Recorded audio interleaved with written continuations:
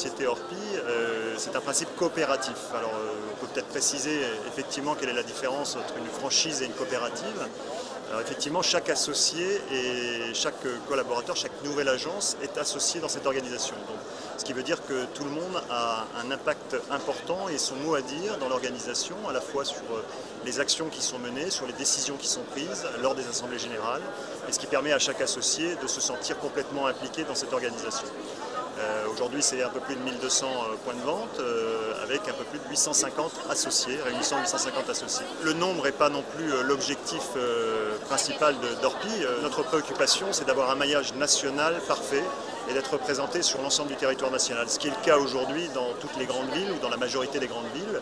Le maillage est plutôt bien organisé, néanmoins on a encore beaucoup de zones et de secteurs sur lesquels nous serions heureux de voir arriver de nouveaux associés. Il faut savoir que nous attirons beaucoup de créateurs d'entreprises par ce concept coopératif, dans lequel on retrouve un peu tous les avantages d'une franchise avec les services que nous apportons, j'en parlerai un petit peu plus tard, mais aussi ce pouvoir de décision et d'être acteur également dans cette organisation. Pour l'année 2010, nous avons intégré un peu plus de 40% de créateurs d'entreprises, créateurs qui ne sont pas forcément issus du secteur de l'immobilier. Mais par rapport à notre procédé, notre organisation dans l'intégration dans le réseau, c'est un point important qui les attire énormément. On a un programme d'intégration qui est bien différent selon qu'on soit agent immobilier ou que l'on soit créateur. Il y a un parcours assez long d'ailleurs dans l'intégration des créateurs qui passe par plusieurs stages avant de démarrer son entreprise. Mais plus que ça, nous accompagnons avant l'ouverture de l'agence, ces agents immobiliers sont accompagnés par des consultants qui vont les aider dans la création et dans la préparation de l'ouverture de leur structure.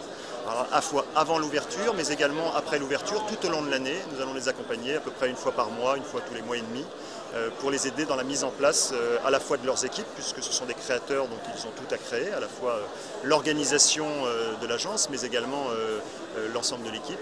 Donc nos consultants les accompagnent tout au long de l'année. Et puis en parallèle de ça, nous avons, grâce à l'organisation, les GIE, les organisations, parce que nous sommes organisés en GIE par région, nous avons des programmes de formation dans toutes les régions de France et nous accompagnons donc nos agents immobiliers dans ce sens.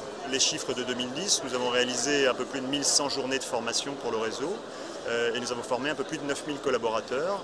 Quand on sait que le réseau comprend 6000 collaborateurs, ça veut dire que certains d'entre eux ont réalisé un peu plus d'une journée de formation.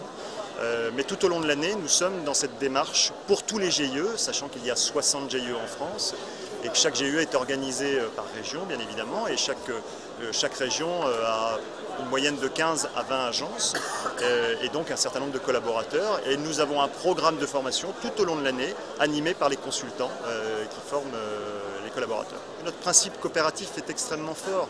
À la fois, on arrive à mettre en commun des moyens. Il faut savoir que le coût pour une agence est de l'ordre de 5% de son chiffre d'affaires, ça représente à peu près 5% de son chiffre d'affaires, ce qui est bien inférieur aux franchises en règle générale.